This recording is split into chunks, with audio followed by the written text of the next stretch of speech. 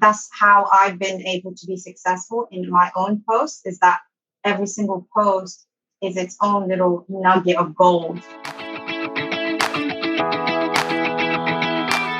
Hey everyone, I'm Emily Reagan, and you've discovered Unicorns Unite. This is a podcast for freelancers, service providers, virtual assistants, and curious listeners who would like to experience the freedom and flexibility of working virtually. We're the magic makers, movers and shakers, and the real people doing the work behind the scenes of online businesses. Welcome to Unicorns Unite.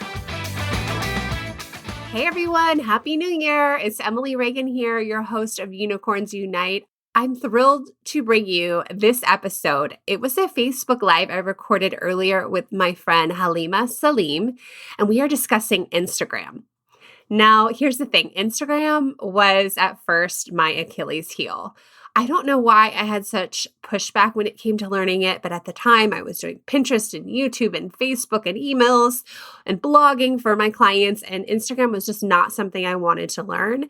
But once I dove in for myself and started learning, I started with my own personal account, then I added a business one, and I decided that I just wasn't going to look at my numbers anymore. I decided to just show up, be authentic, not play the follow, unfollow game, and not be sleazy, just be myself and have fun and post content that I would want to learn from. My numbers just started growing. I didn't start my own Instagram account for business until 2019. And I'm not saying it's crazy over here, but I did hit 1,000 followers and I felt completely validated. I won't lie, I completely felt validated, but it was so hard starting from nothing. And I do this all the time for my clients, and yet it was holding me back. And I felt like I was going to be judged. The fact that I was helping my clients with Instagram and giving them Instagram strategy, and yet didn't have a very social proof account, right? Mine was pretty much dead. So right now, Instagram is where I'm having the most fun. So today I'm bringing an episode with Halima because she teaches brick and mortars how to do Instagram. And there is a lot of work when it comes to helping brick and mortar businesses promote themselves and get on social media because they usually can't keep up with it. And a lot of brick and mortars are on Facebook selling their goods via Facebook Lives. They are doing that, especially in these times of COVID. But Instagram has been a little harder, and there's been some changes recently with Reels. And now there's new social shopping options with Instagram, making it a little bit easier. And this is definitely somewhere you could slide in and pick up some work. So today we talk with Halima, and then next week on the podcast, I'm going to go over some more of my Instagram tips for those of you who are just starting out and helping your clients with Instagram and what you could be doing over there as far as your Instagram services. All right, so let's dive into the interview with Halima.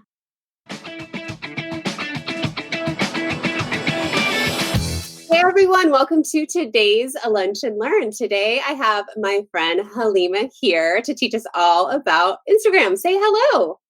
Hi everyone, it's lovely to be here. I'm super excited. Tell everybody where you are, a little bit about your background, what you're doing for work, and then we'll get into some Instagram tips for virtual assistants, but I want everyone to know your story. Okay, absolutely. So I'm actually like way back when I came to London as a refugee. And so I come from Somalia. I was born there. And we went to Saudi Arabia because there was a civil war at the time. And then when we went there illegally. It's a whole story. Oh my gosh. And so then we couldn't go and get educated. So I was very young, 8 at the time, and my mom was looking for schools to educate us. But because we were not there officially, we couldn't go to any schools. And so then she got really frustrated. And one of the biggest reasons why she was trying to find another reason the reason why we came here was education. And so we came to London as refugees with the help of our family members that were here already. We got a home.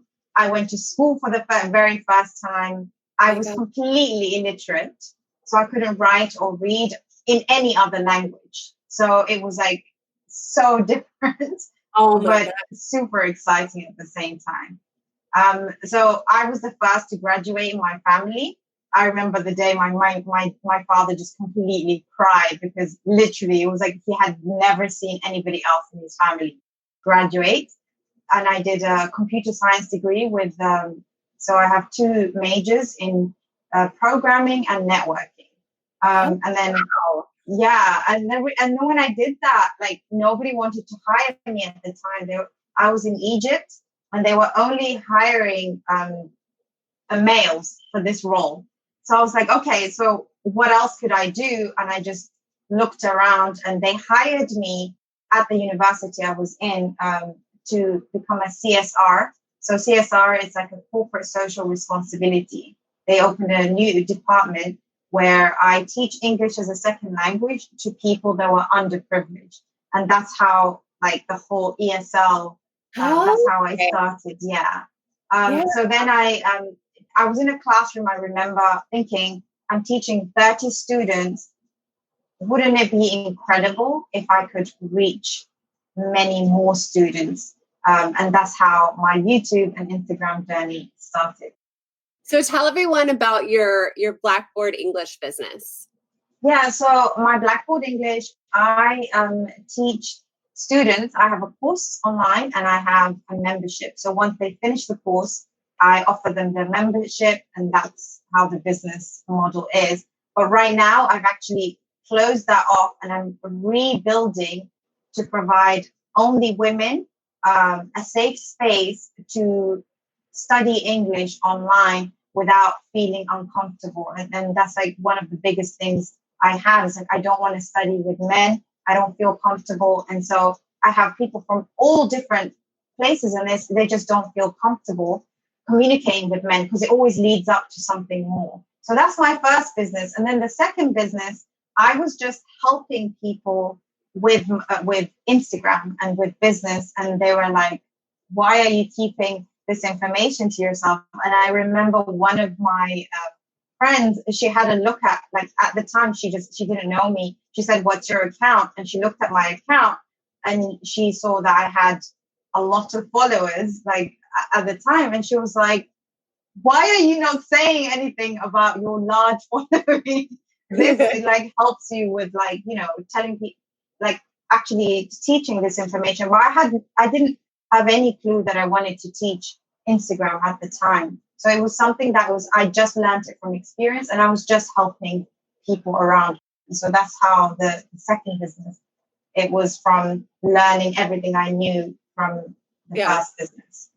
So Halima has a business teaching English as a second language. I know her from the Amy Porterfield world. We are together in that group. So you were doing well with this, but you did exactly what I tell my students to do is go with what people are asking you for. And how many followers are on your first business? About almost 16,000. Yeah. Isn't that crazy? And like what an impact your business is having. I think that's amazing. And it just rocks my mind what you're doing because it's like such a good thing. And then to turn around and have people then ask for your advice because you have real life success. Mm-hmm. That's my favorite way. Like I can't stand when people are online teaching things and you know, you already they haven't like lived in that path and they don't really know like what it's like. And it's different. I do think it's different. Even with teaching, there are certain teachers that will be teachers and they will say, oh, I'm teaching English just because they're native speakers. But I always say, isn't it better when somebody actually learned the language like me that can teach you? Because there's like an idea that there's a certain person that should teach English. And for me, I had that problem at the very beginning. So I always thought, okay, I would rather go to someone that has been through it. They've like tried all the ways that it doesn't work and actually teach you in that way. Yeah. Oh my gosh. And I think that's kind of what we both do with our courses is teach people our way of getting through things. Like I didn't have the online marketing degree. I have learned it and I've learned it my way and I see it differently and I see it from the VA standpoint or the person behind the scenes. So that makes me feel good about what I'm teaching. Cause sometimes I feel like, you know, Amy Porterfield or someone, I'm like, who am I to be teaching any of this? But it's like, okay, have my own spin and my own way that I learn and implement. So what kind of business owners were coming to you for Instagram help? So it's all sorts of businesses, usually startups in London. They're small businesses that like they've seen Instagram from afar and they're like, what do we do? What is this new monster that we have to tackle? So it's in a space where it's like complete beginners. They don't know where to start. And I just go through the very basics with them and then help them. And actually, that's the best place to start because then you're actually starting in the correct way rather than, starting and trying all these different methods and doing it wrong and then like getting help after that. So it's a really good place to start. Yeah. I'm glad you said that because I have met and networked with a bunch of business owners who they might have a large Instagram following, but they weren't doing it right. Oh, and yes. The audience is 100% dead. It's not engaged. It's not the people who are going to buy from them. They did it all wrong because they probably listened to somebody who was just going after the numbers. And you and I know it's not about your number of followers right now. It's about the quality and your engagement of your followers. Okay. Tell me what your whole Instagram business looks like right now. Just walk me. So I deliver workshops online. And I've tried it in different styles. At the beginning when I started, it was in a physical sense, like because of my first business being online all the time, I was like, I need to have that interaction with the person. But now it's online again from what's happening around, which is great because I'm like, okay, like I already know how to do that. So we do online on Zoom, and I just take them from the very beginning to like knowing exactly what they need to do and how to be strategic when it comes to Instagram. Because if you do it just like kind of like looking around and, I want to do that, it doesn't make sense. I know people that have like hundreds of thousands of followers and they're not making money, they're not making connections. And for me, Instagram has been just like everything for me, from making connections, from building relationships with people, from helping and making a difference in different people's lives. It's just, I do find it to be an incredible platform for that. It's a bit more kind of, how do I explain Instagram? I think for somebody maybe that's listening and they're thinking, oh, like, why do I need another social media platform? Facebook, I don't see it as very intimate. Yes. With Instagram, I do. I feel like it's much more intimate. And there's less like people like being abusive. There's like, whereas Facebook, I see a lot of people attacking each other. And it just looks like there's like a lot of people not being friends. Whereas Instagram is like a small market where it's like everybody knows each other. They're supporting each other. And when they comment, they know somebody else is on the other side. Does that make sense? It totally does. I agree with you. And I think it is a more positive place to be. And it's less junky. I feel like there's more thought behind Instagram posts and people aren't just behind the keyboard feeling, confident and invincible. So I actually didn't start growing my own Instagram account until last year. I spent 10 years working behind the scenes, didn't promote myself at all. I finally went in with Instagram around, I think, April last year. I started posting regularly. It was hard for me. I had fun playing there with my family because it was mainly like my account with my kids. So my mom and dad and my brothers could watch. But I started a work one and it was hard starting from zero. But I had to just keep showing up and I had to just have fun with it. And I had to not pay attention to the numbers. I had to let all of that go. And I am thrilled that I have 700 people right now. That's amazing. I'm thrilled about it. And I don't want it to get too big because I do like the intimacy of it. I like logging in and seeing what my friends are up to. But so why, so your workshops, let's get back to your knowledge of Instagram. Your workshops are training one-to-many. Like how many people are attending these workshops and are they paying? Yes, absolutely. They are paying. Else I wouldn't be able to survive. And the thing is like when they pay, it's like, for me, it's when somebody works with me, I don't know about you, but it's like each individual is like someone that's now part of my family, and I take care of them. Like, I don't know. That's how I do business. I don't know if everybody else does that. But Yeah. for me, it's just as soon as somebody trusts me enough to pay for my courses, that's like I want to make sure that their journey doesn't end after they do the workshop. And I Yeah. can continuously check up on them and give them little comments on like in their DMs, direct message, which is a messenger version of Instagram, just to give them a few more tips on how to do things better. So that's what I take them through the entire process.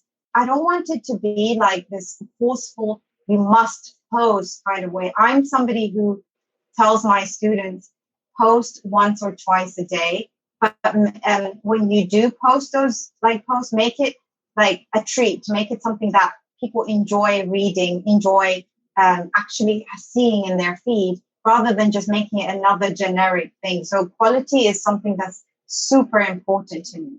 Each piece of content, that person has to know that, okay, wow, this is really, really good content. You can tell that person spent a lot of time creating it. And it just, I think that's how I've been able to be successful in my own posts, is that every single post is its own little nugget of gold that's on my profile, rather than just loads of different, just posting for the sake of posting.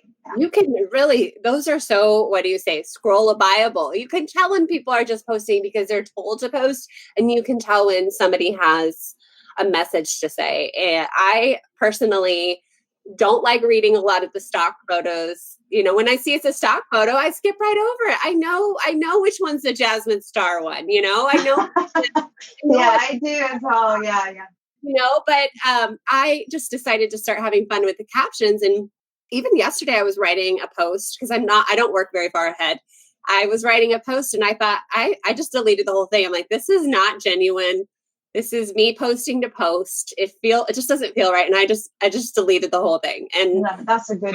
That's how I've helped. I think that's helped my Instagram because I'm not forcing the content. If it's not there, I don't post anything. Yeah. If it's not there, if it's not, true. So you help these businesses with the workshop. Are a lot of them, do they have Instagram accounts? Or are they coming to you signing up with one that needs help, that's dead on arrival? Yeah. So it's usually, I always have so my ICA hangs out on Facebook.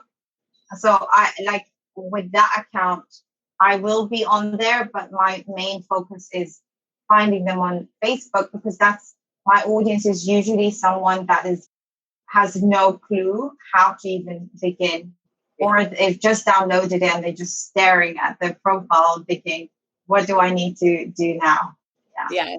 You know what's funny? I get a lot of my clients or leads from just chatting with somebody. And when I'm on Facebook working for other clients and I'm connecting and I stalk people out and I need to look at their Instagram and it's not connected on their Facebook page, I reach out to them and I say, hey, you need to connect this because I can't find it. And then by then, me just giving them simple advice like, oh, are they connected it wrong? They use the at signal, and then the Facebook doesn't connect it because it just wants the handle. And that happened to me 30 minutes ago on Facebook with one of our stylists, and now I'm pretty sure she's in love with me and would hire me. But I also get a lot of business. So Facebook is a great place to look for these clients, you guys. They're already overwhelmed over there, and they just can't add another thing over on Instagram. And then also in person, whenever I go to any little boutique shops or one-on-one services or in my community, those business owners always need help too. And just by talking to them or asking them about their Instagram, or I can find out if they have somebody or if they need help. And that has been a way there a lot of people want to. Do you know what? That's actually an amazing way to do it, because those people are the ones that need the most help. I honestly do think that if you're in an area, like mapping out your area and just like getting all the lists of businesses that are in your surrounding area and maybe getting their contact details and just, cold calling them or just emailing them. I think people prefer emails than cold calls. cold calls are just a bit weird sometimes, but emailing them and just, making it personal, more like to the person, and knowing that, okay, you're not sending out a generic email. You are specific to that business, and you're actually giving them value and saying, this is how I think you can improve things and get things better. So when you do like contact people for like for work, I'm saying. Do you ever get somebody who's offended? So what I tend to do is just go to actually go face to face to these businesses. And because I had the idea of like combining Instagram with the brick and mortar businesses. And so I approach them and I just tell them how I can help. And most of the time, they take the help. It's so easy. Like, I don't know why it's so easy, but I think it's the face-to-face factor, the know, like, and trust factor is built a lot faster when someone is like actually sees you. So like video is another way to do that really, really fast. Yes. Like send a Loom video introducing yourself, or a message video. Mm-hmm. Yeah. Do you take on Instagram clients and do the work for them one-on-one? Yes, I have done that. And I found that I really, really enjoyed that. I thought I wouldn't, because I was like, okay, I'm building my course at the moment, but I thought, okay, I don't want to do one-to-one. And then someone begged me to do it. And I was like, okay, I'll do it. So we did like a whole day Instagram session. And what happened was it was just much more customized and more intimate in terms of like when you do it one-to-one, because you know exactly what they want and you build it together through Zoom. Yeah. Okay. Do you dedicate a whole day to that, like strategy session? Yes. Yeah. Can you tell everybody what you charge for something like that with your experience? or give us like a ballpark. I mean, okay, no, it's not that. It's just I'm not charging for a lot right now. So I charge around 300 for a whole day. Okay. Pounds. So okay, yeah, it is better. I think $300 is huge for my group. They would love that. And I know that once your course gets going and you are even in any more demand, and right now it's probably helping you do your course. Yes. So that I think you should like that. That's definitely something to consider, because you start to know what people want from working one-to-one. Yes. And that's perfect, because when you kind of just imagine what they want, or you hear it from afar, or you read it somewhere, it's not the same. When I worked with the client one-to-one, he told me his struggles. He told me he doesn't like video. What the things that he struggled with, the things he didn't have. So I was able to really have that clarity when it came to. Hey, I've put together a checklist when you are writing your next contract. Just go to emilyreaganpr.com/contract. And you'll get a checklist for making sure that you're protected in your next new client onboarding. All right, back to the show. Working with them one-to-one rather than just working in groups or, reading about it and finding that information in different ways. Yeah. Oh my gosh. What about taking their photos? Like, how do you coach a brick and mortar client if they don't have good photos? What do you do? You mean for their business? Yeah. So for photography, some of them, they can't afford taking pictures. Right. And so what I always say is I go to there's a Airbnb experience. You can actually hire someone for like $50 to take pictures of you. I'm not sure about like actually taking, but it actually can give you. I told someone to do this, and they got 100 pictures taken of them just from hiring someone from an Airbnb site. So if you type experience, you get the photographers in the area, and you get free pictures. Not free, really cheap pictures, not free. I am glad you brought that up. I actually heard that tip for the first time at my last conference in March, right before Corona happened. And what these copywriters were doing is every time they have a conference, they would book an Airbnb experience get some really cool on location shots, like done quick, done in an hour, and their brand photography vault, you know? And I never would have occurred to me to do that, but that will help a brick and mortar. I see all these brick and mortars. I'm like, you need better photos. Like, I can't really help you. You have such a good product, but your photos are stinky. So I want to say more about that actually in my personal experience. I used to just use like pictures that I took from my iPhone. And then a transition happened as soon as I started to get professional pictures done. And people started treating me and my business differently. It was just a whole different experience. And I thought, whoa, like people are like sending me messages and they just want to know what's going on and kind of treat you differently to another person that has a Facebook profile that's just mediocre. You get that instant, this is a professional. She cares about the details. And it's so important to really take care of that aspect of your business. Yeah. So I know every single one of my behind the scenes virtual assistants is saying, no, I don't want to do it. But trust me, the same thing happened in my own business. I've done 2 brand photography shots and it just exploded. People are so amazed. They think I'm better than I am. I mean, like, I look way more professional. And not only that, who cares what other people are saying? I actually feel way better about my posts because when I first started, I'm like, Instagram, and your pictures are incredible. I hate selfies. I do. But I do like it to have a little bit of like real. I like the real ones too, but I'm never one who's going to like do the selfie thing. So when I did that and invested in myself, I showed up differently on Instagram. Definitely. And all of my virtual assistants, you will get higher quality clients if you do the same. People will take you more serious. You will look more professional. You don't want to have like, backlit in a dark room taking a selfie. Like, get some professional photos, people. I think that the idea is to differentiate yourself from a personal page.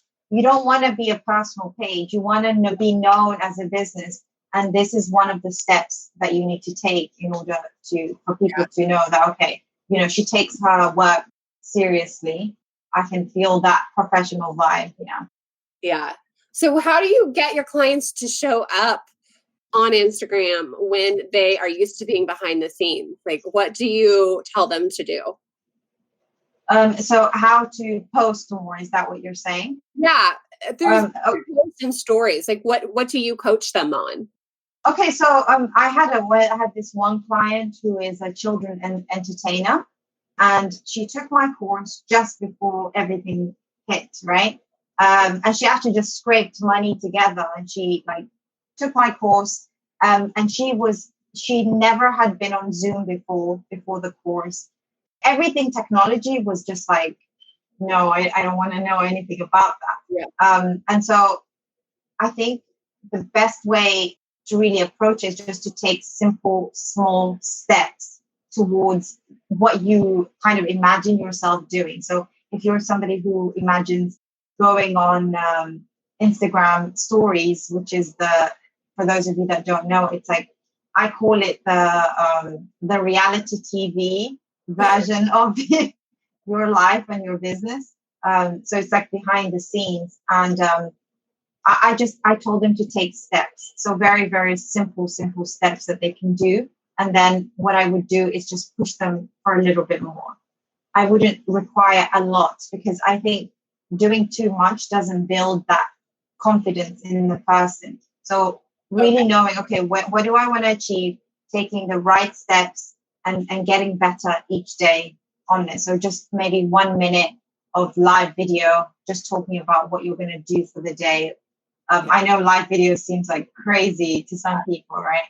But yeah, just taking small steps. I just spoke about video today and live video and all of that being online.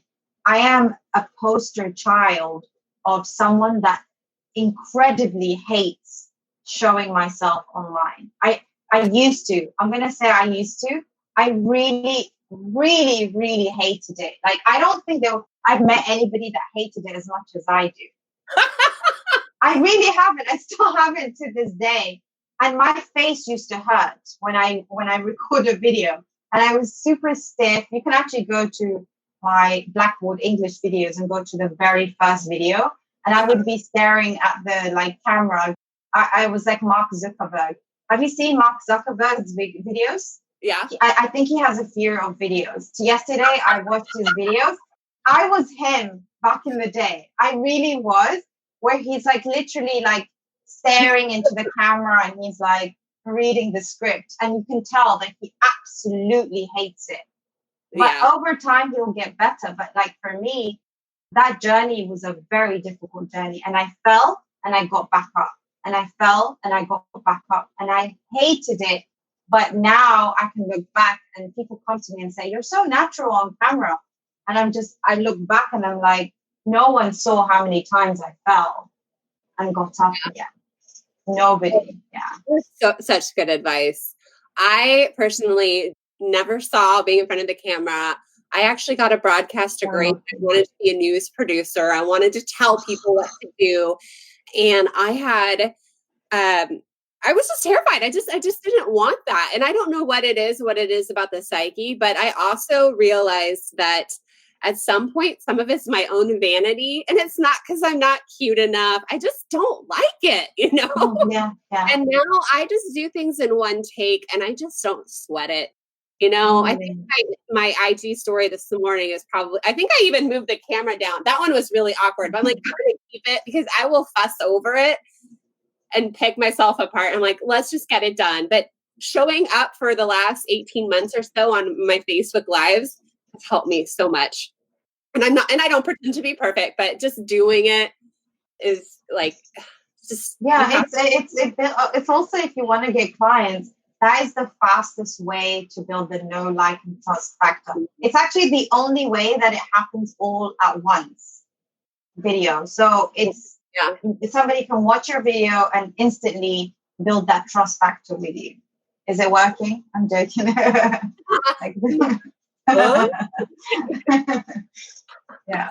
Yeah.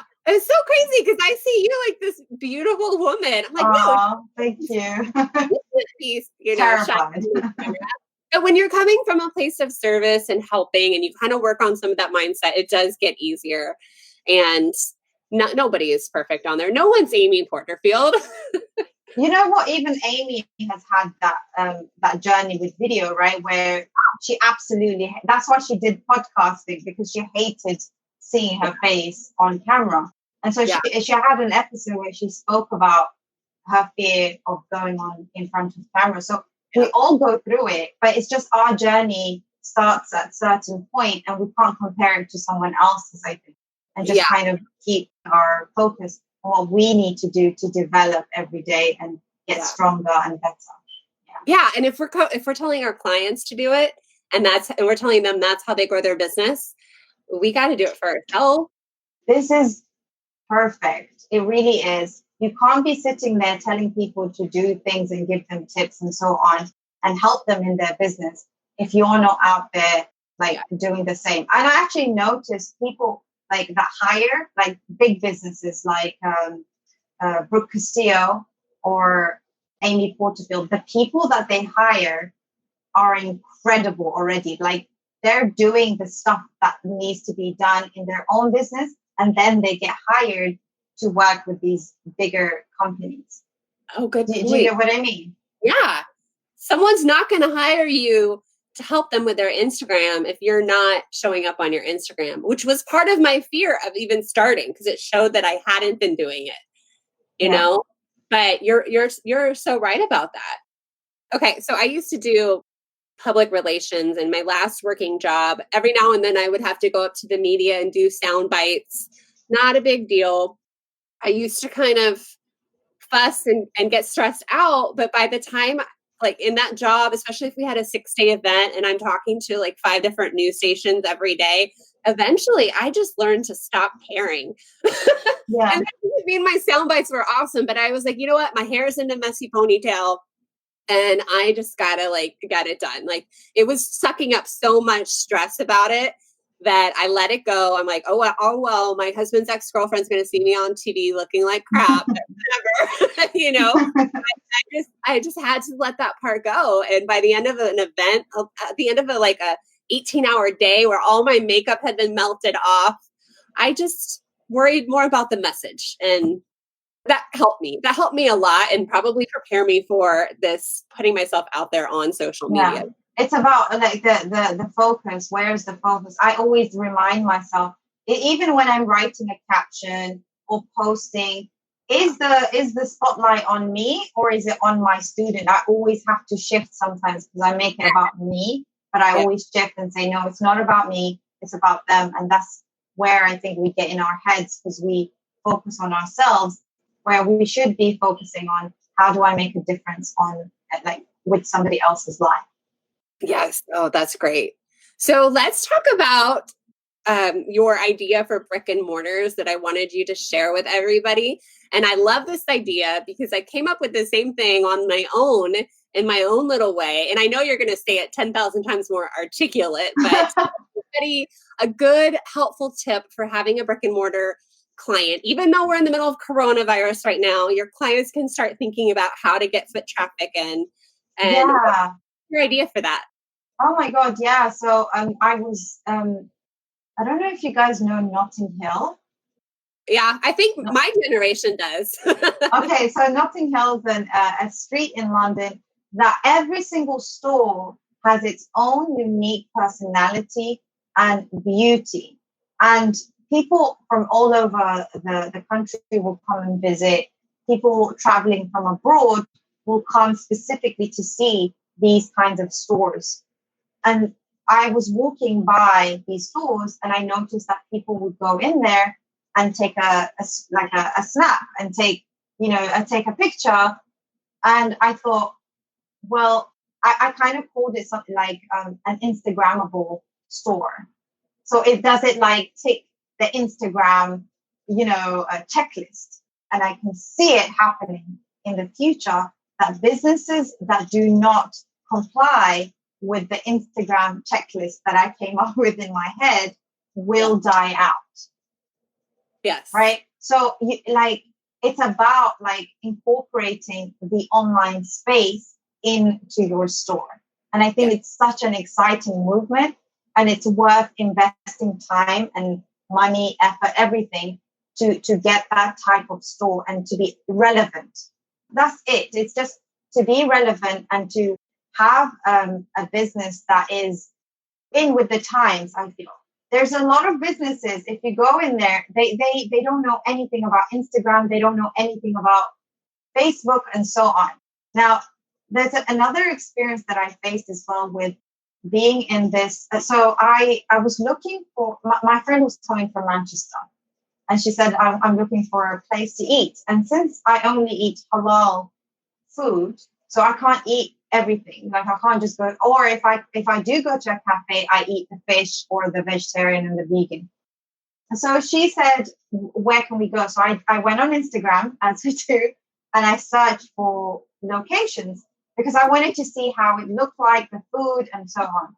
So I actually found one that was on Instagram and we went to that store and we would never have found it because it was in this kind of obscure little place that you could never just walk by and find. So, and then I spoke to the owner and they're two white guys offering halal food with halal drinks. So non-alcoholic beverages for Muslims. So when we go out, we can't drink. So he created this restaurant that was like, you were able to eat British food, have drinks, and it was all lawful. Right. So, and I spoke to him and he said 70% of my clients are from Instagram. That's amazing. And I was like, that's incredible. And people are not using Instagram for its potential because there's a location that you can put on there. And there's people, you can put bookings now. And Facebook is actually doing a lot more to help small businesses. So it's if you're not on there, and that's just why they should have Instagram in the first place. The second thing is what we spoke about is having a feature. So I said, you can go in levels where you can have something in your store that is newsworthy or like Instagram worthy, where it's beautiful. People want to take pictures next to it. People want to like hashtag like say they want to take a story or a video of you pouring the drink. So even the style of like how you have one of your products, say you have a product that's like the most expensive product in your store, and it's like nobody actually orders it, but you are known for the biggest cup of coffee in the street. Like it's a gimmick kind of thing, and people will come and you will and it will help you like get eyes in your business. Oh, let's go to that store that has the biggest cup of coffee in the world. Yeah. You know?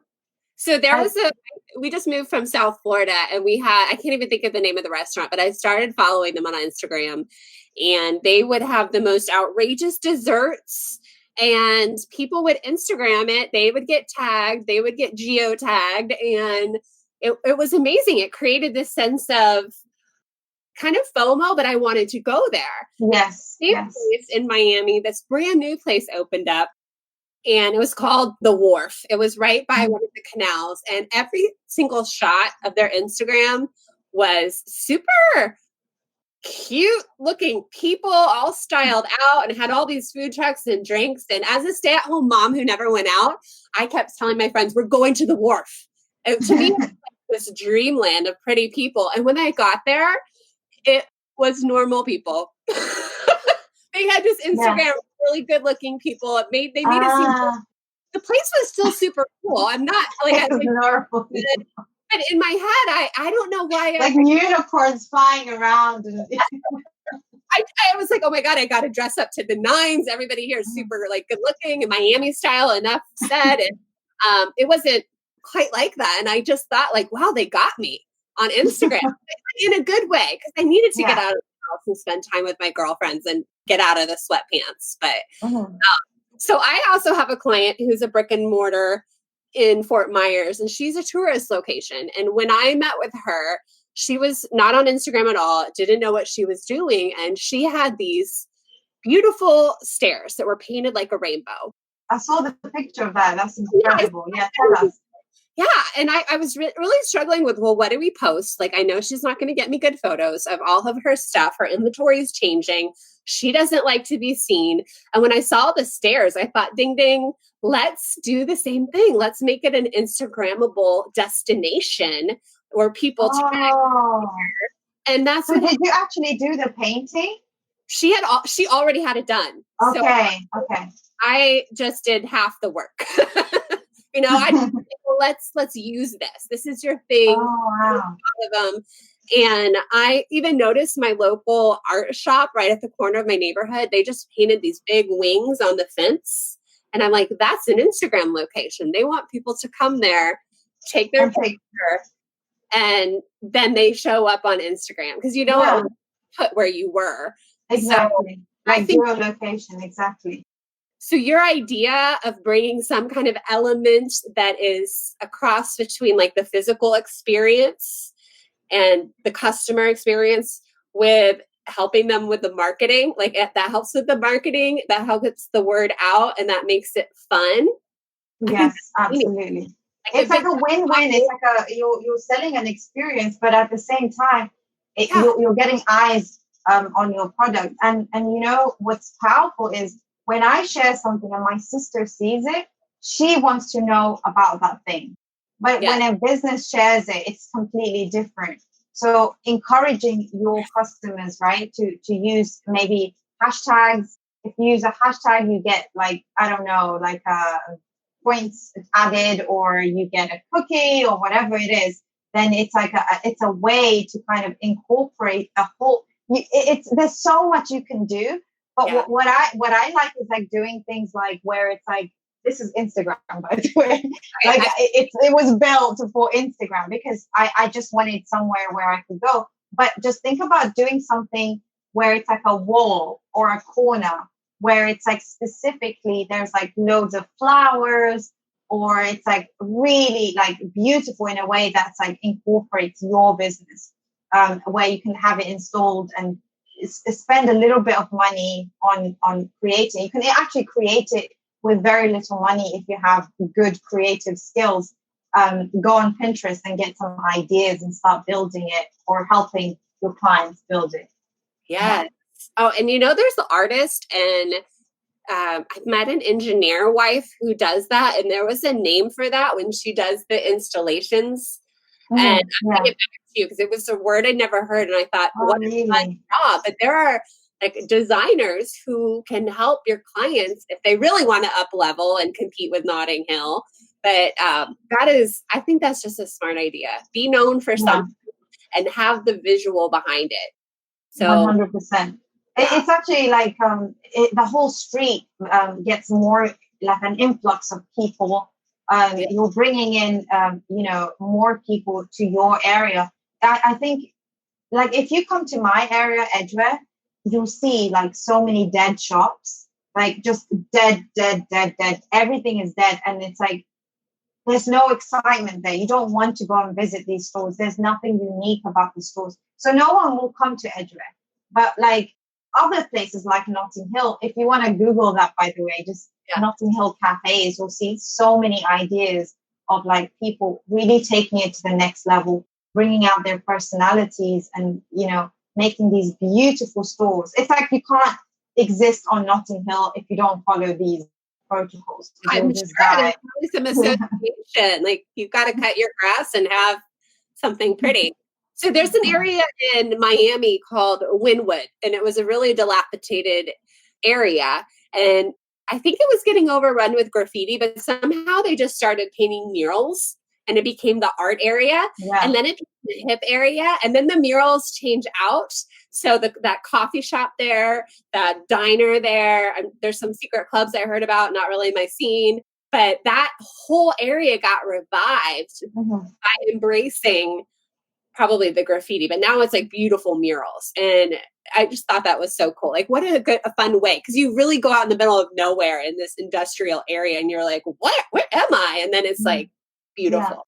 Yeah. Hey, I have an assignment for everybody listening. If you're on Instagram, would you share a picture of you at an Instagrammable location in the comments? I would love to see you at your favorite place. Now I think about 10 years ago when I would go to a restaurant and they'd have some like dinky dumpy statue or something that was like, like I think about those, like that's almost like the beginning of it, like them having, at least we have that in America. Like the seafood place will have like the pirate and kind of that up like the next level where people would actually want to take a photo with it and it not be creepy.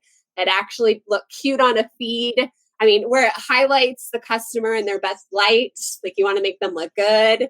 And so there's like even like a chair that's like a dedicated to taking pictures. Like I've noticed also hairdressers start to do that. It's not just cafes where they'll have an area where it's like just specific and they'll have the brand name and they'll have like a cute kind of phrase with lights. And people will sit there and take pictures. You're like, oh my God, I need to go there and take pictures. And so there's so many ways you can incorporate this into your everyday, store. And it can actually take it to the next level and bring in those customers that they want.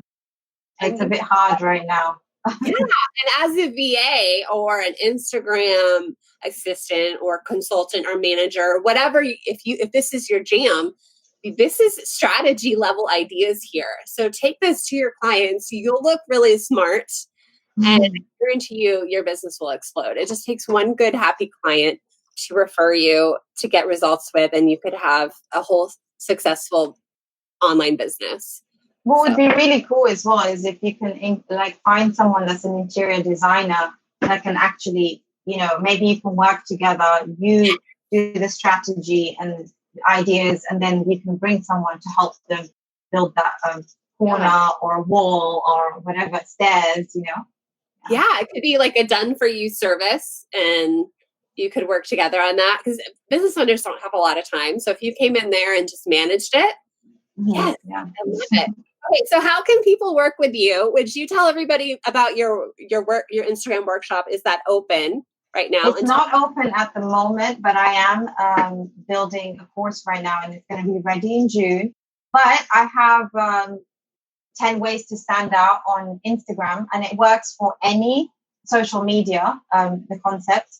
And I'm also building at this moment in time, it should be ready in a couple of days, the basics of Instagram. So if you've never started, how do you start and make sure that everything is in order? So I'm currently building that, but you can find that on www.thesocialhop, so thesocialhop.com/download. Okay. So we'll drop the link in the description. And when you get your new freebie done, pop back over here and share it with us too. That will help a lot of people get started.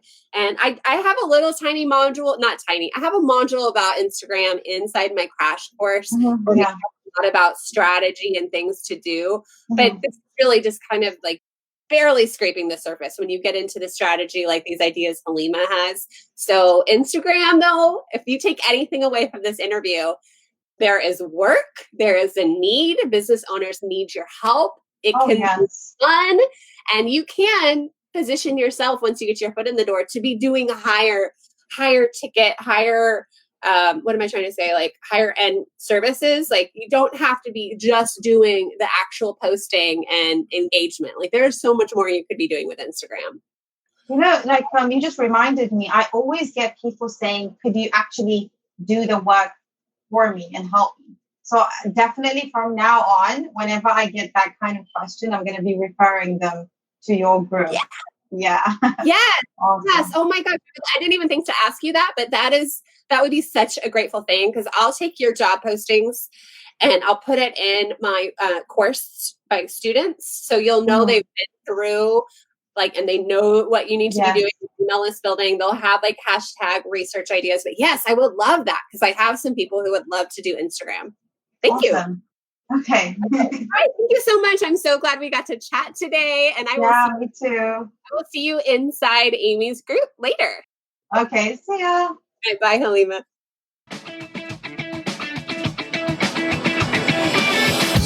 All right. I hope you loved all of her ideas for Instagram, for promoting it. I love, love, love the idea of having that Instagram worthy destination to get shoppers through your clients' doors, and making sure that they're sharing their post on Instagram and helping your clients' stores get recognized and seen. There's so much good stuff in this episode. Please connect with Halima in the show notes. And now that you're done listening to the episode, go to the link in the show notes, emilyreaganpr.com/contract, and you can download a checklist to make sure your next contract has everything you need to protect yourself and get paid. And then tune in next week. We'll talk more Instagram tips for virtual assistants and what kind of services you could be offering to help a client solely with Instagram. We're only talking about Instagram next week. I'll see you then. If you're ready to learn the digital marketing and social media skills that will get you hired online, head over to vacrashcourse.com, where you can learn about my 5-week program, the Digital Media VA Crash Course. Small business owners and solopreneurs want to hire someone who gets it and who can help them implement just about everything. They're looking for a magical assistant who does it all.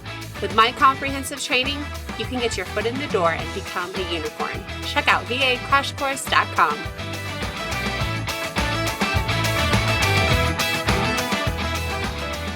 So do you actually do the work for your clients, or do you okay, tell me what your whole Instagram business looks like right now. Make it look, get some professional photos, people. Today's Friday. Oh my God, I've lost count of the days. Today's Thursday, but I'm late Thursday. Okay,